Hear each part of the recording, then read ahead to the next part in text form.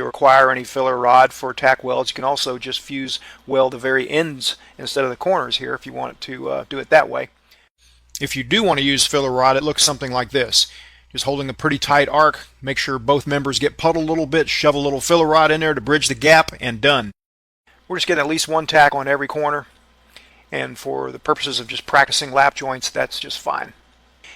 And we're ready to get started. You're going to position your hand and position the piece in a position that's comfortable to you, which is usually sort of tilted where you're welding toward yourself a little bit. That gives you a better line of sight on the puddle than a straight sideways type weld. Get all positioned and initiate the arc, and we're ready to start.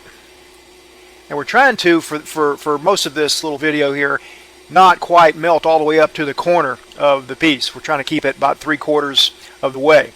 If you're not careful, if you use too much amperage or too long an arc or hang around in one place, it'll definitely wander up there. Like you can see here, even though I'm going fairly quickly, if I'm not careful, the top of the puddle wanders up to the top and then makes it sort of uneven. It's not really a defect or a problem, it's just an observation. It's just if you want to have a nice tight bead down in there, if your project or requirements of the job don't require you to weld all the way up to the edge and you want a small bead with little distortion, then this is the way to do it. Just, that's why we're using small wire right now, just to keep the bead small and keep it from going completely up to the edge. Now some jobs are better off done with the bead completely filling the corner.